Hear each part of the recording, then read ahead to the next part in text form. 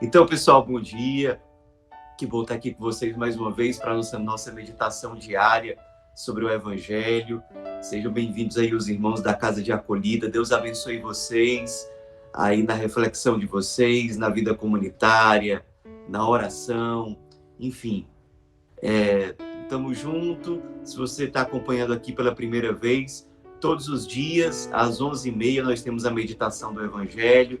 Ela fica gravada no YouTube para que você possa compartilhar com outras pessoas, evangelizar. Às vezes a gente consegue fazer ao vivo essa reflexão, e aí quando é feita ao vivo, ela é transmitida também no Instagram da Obra Lumen, tá certo? Então, sejam bem-vindos e vamos começar a nossa reflexão de hoje nos colocando em oração. Em nome do Pai, do Filho e do Espírito Santo. Amém. Vinde, Espírito Santo, vinde por meio da poderosa intercessão do Imaculado Coração de Maria, vossa amadíssima esposa. Vinde, Espírito Santo, vinde por meio da poderosa intercessão do Imaculado Coração de Maria, vossa amadíssima esposa. Vinde, Espírito Santo, vinde por meio da poderosa intercessão do Imaculado Coração de Maria, vossa amadíssima esposa. Vinde, Senhor, iluminar nossa mente, nosso coração, todo o nosso ser, que nossa alma seja terra fértil a acolher as sementes da Tua Palavra, que ela venha hoje, mais uma vez, nos alimentar, nos iluminar, nos conduzir e gerar em nós muitos frutos de conversão e de ressurreição. Fica conosco, Senhor, porque sem Ti nada nós podemos fazer. Pai nosso que estais nos céus, santificado seja o vosso nome, venha a nós o vosso reino, seja feita a vossa vontade, assim na terra como no céu. O pão nosso de cada dia nos dai hoje, perdoai-nos as nossas ofensas, assim como nós perdoamos a quem nos tem ofendido, e não nos deixeis cair em tentação, mas livrai-nos do mal. Amém. Glória ao Pai, ao Filho e ao Espírito Santo, como era no princípio, agora e sempre. Amém. Em nome do Pai, do Filho e do Espírito Santo. Amém. O Evangelho de hoje está em João 16, versículos de 16 a 20. Naquele tempo, disse Jesus aos seus discípulos: pouco tempo ainda e já não me vereis. E outra vez pouco tempo, e me vereis de novo. Alguns dos seus discípulos disseram então entre si: o que significa o que ele nos está dizendo? Pouco tempo e não me vereis, e outra vez pouco tempo, e me vereis de novo, e eu vou para junto do Pai. Diziam, pois: o que significa este pouco tempo? Não entendemos o que ele quer dizer. Jesus compreendeu que eles queriam interrogá-lo, então disse-lhes: estáis discutindo entre vós, porque eu disse, pouco tempo e já não me vereis, e outra vez pouco tempo e me vereis? Em verdade vos digo, vós chorareis e vos lamentareis, mas o mundo se alegrará. Vós ficareis tristes, mas a vossa tristeza se transformará em alegria. Muito bem. Pessoal, esse é o Evangelho de hoje, e é importante que a gente diga o seguinte: hoje nós estamos completando 40 dias desde o domingo de Páscoa. E na Bíblia, o que acontece no 40º dia depois da ressurreição de Jesus? Acontece a famosa cena da ascensão de Jesus ao céu. Jesus, depois de ser morto, ressuscitar, passar ainda 40 dias ressuscitado, andando por este mundo, se encontrando com seus discípulos, etc., ele volta ao Pai. Ele sobe ao céu de modo definitivo. Por isso, a Igreja, em vários lugares do mundo, inclusive em Roma, no dia de hoje, celebra a festa da Ascensão de Jesus ao céu. Aqui no Brasil, como este dia normalmente não é feriado, né? Nesse ano a gente está na quarentena, a maioria de nós estamos em casa, mas normalmente não é feriado. Então, a igreja, por não ser feriado aqui no Brasil, decidiu transferir a celebração da Ascensão de Jesus para o domingo seguinte, que vai ser o próximo, ou seja, no próximo domingo, nós, aqui no Brasil, é que nós vamos celebrar a festa da Ascensão. Mas o evangelho de hoje, embora nós não estejamos hoje na festa da Ascensão, mas o evangelho de hoje nos aponta diretamente para essa realidade. Jesus continua na última ceia, no cenáculo, falando para os seus discípulos sobre a sua morte e sobre o seu retorno ao Pai. Ele vai precisar ir. Ele diz para os seus discípulos hoje, vai passar um tempinho e vocês não vão mais me ver. Por quê? Porque ele vai morrer. E aí ele vai passar 3 dias na mansão dos mortos até que ressuscite. E aí por isso que Jesus diz, vai passar um tempinho e vocês não vão me ver. Depois mais um tempinho e vocês vão me ver de novo. Porque depois que ele ressuscita, no domingo, aí os discípulos vão reencontrá-lo. E aí ele fala que vai voltar ao Pai e por aí vai. E, claro, ele percebe que seus discípulos ficam tristes com isso. Todos nós ficaríamos tristes se uma pessoa que para nós é uma inspiração, é uma referência, é muito importante para nós, se nós sabemos que essa pessoa vai desaparecer da nossa vida. Pelo menos, mesmo que não seja em definitivo, mas que seja durante um tempo considerável. A gente vai ficar triste. A gente fica triste naqueles momentos da vida em que a gente sente que Deus está ausente. Isso não acontece com a gente? A gente está aqui, convivendo com Cristo, meditando sobre o Evangelho todo dia, rezando o texto, participando dos sacramentos. Mas por alguma razão, em certas situações a gente sente que Jesus desapareceu. Onde é que ele está? A gente estava tão fervoroso na oração e agora a gente não sente aquela presença de Deus com a mesma clareza que a gente percebia antes. Onde é que está Deus? Eu fiz aquela oração tão fervorosa, senti tão próxima de mim a presença de Deus, que agora onde é que ele está? Eu vou rezar e não sinto aquela mesma alegria. Eu não tenho mais aquele mesmo sentimento ao participar de uma missa, ao rezar um terço, ao conviver com os irmãos. Nessas situações, Jesus nos dá uma promessa. A tristeza de vocês vai se converter em alegria. Na vida daquele discípulo que não desiste do Cristo, que é perseverante, mesmo nos dias que são difíceis, e na vida desse discípulo ainda existe uma alegria. A tristeza, a lamentação, nunca vão ter a última palavra na vida dele.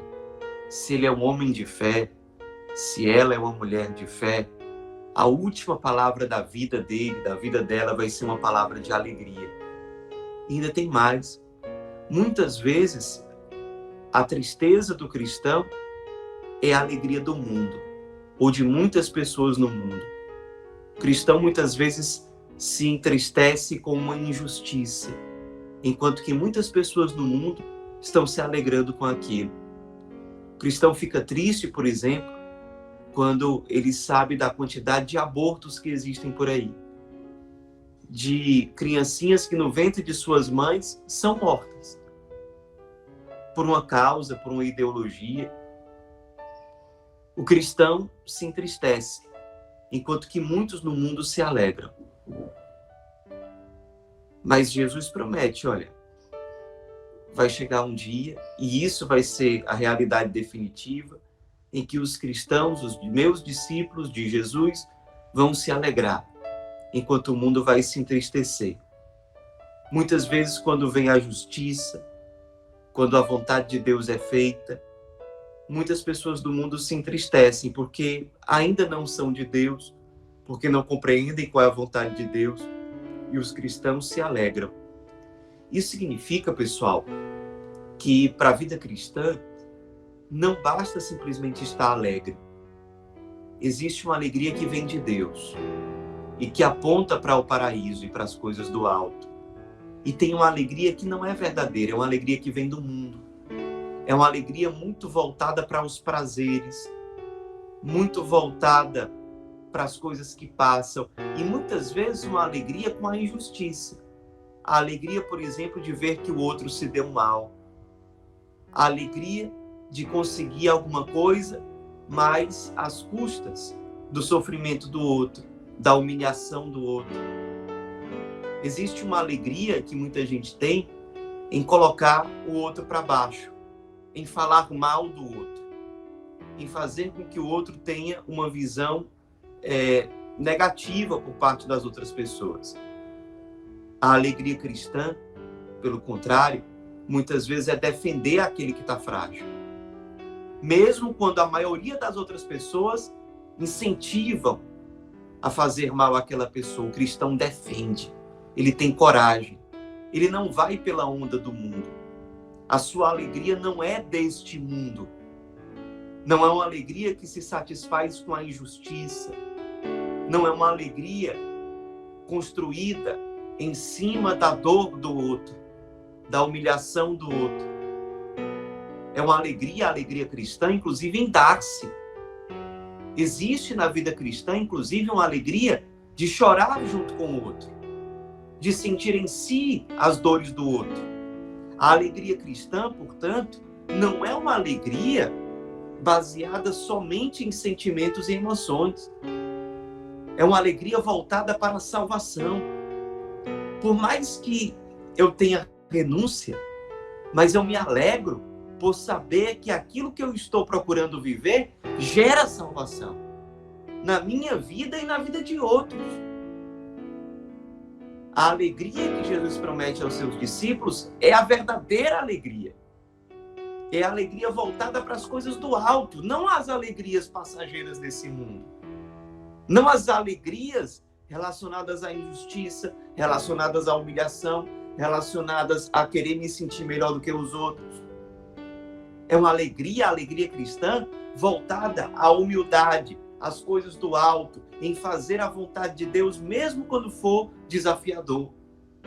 Jesus aqui no Evangelho está fazendo uma separação muito clara, uma distinção entre duas alegrias. Existe a alegria experimentada pelo cristão, pelo discípulo do Cristo, por aquele que vive segundo o Evangelho. Enquanto que existe uma alegria do mundo, que é a alegria voltada aos prazeres, às coisas do mundo, uma alegria que muitas vezes é contrária ao Evangelho. Muitas vezes o cristão ri enquanto o mundo chora. Muitas vezes o mundo ri enquanto o cristão chora. Agora, nessas situações em que os discípulos de Jesus sofrem, sim, Jesus deixa claro no Evangelho de hoje, seus discípulos vão sofrer, vão chorar. Jesus não garante que os seus discípulos vão ter uma vida mansa, uma vida só de tranquilidades. Não. Seus discípulos vão chorar, até porque eles vão ser perseguidos, eles vão enfrentar cruzes. Mas Jesus dá uma promessa, que está lá também no sermão das bem-aventuranças. Felizes os aflitos, felizes os que choram, porque serão consolados. Jesus promete aos seus discípulos a graça da consolação. Os discípulos de Jesus sabem que mesmo nos seus sofrimentos não estão sozinhos, que o ressuscitado não os abandonará.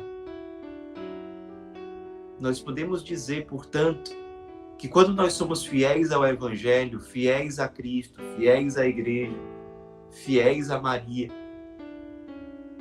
nós podemos ter essa certeza Deus é por nós. A nossa tristeza se converterá em alegria. O Cristo que subiu ao céu, que voltou para o Pai, um dia ele retornará.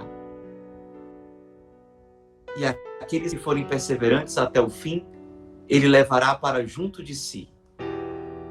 A alegria dos seus discípulos, portanto, está fincada muito firmemente no paraíso, nas coisas do alto. O cristão vive nesse mundo com um olhar, com os pés muito firmes no chão, mas com o olhar voltado para o paraíso, para as coisas do alto.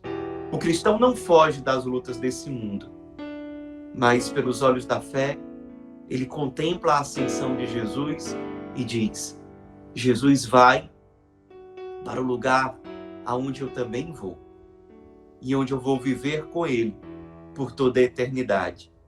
A vida neste mundo passará, mas não passará a vida eterna junto do Cristo, da Virgem Maria, dos santos, dos anjos. Isso não passará. Por isso, mesmo se eu, como discípulo de Jesus, passar pelo choro de ver as injustiças, de ter dificuldades para carregar a cruz, para ser fiel, esse meu choro se converterá em alegria pela graça de Deus. Isso me sustenta. Se hoje essa é a sua realidade, especialmente para você, a realidade de quem está aflito e de quem chora, que você guarde no seu coração essa palavra. Felizes os aflitos, felizes os que choram, porque serão consolados. E serão consolados porque a última palavra da vida cristã não é a palavra da tristeza, mas é a palavra da alegria, da perfeita alegria, da alegria do paraíso, da alegria da vida eterna. Rezemos com isso, que essa certeza, que essa palavra divina nos alimente, fortaleça a nossa alma e nos prepare para as lutas do dia a dia. Amém. Ave Maria, cheia de graça, o Senhor é convosco. Bendita sois vós entre as mulheres e bendito é o fruto do vosso ventre, Jesus. Santa Maria, Mãe de Deus, rogai por nós, pecadores, agora e na hora de nossa morte. Amém. Em nome do Pai, do Filho e do Espírito Santo. Amém.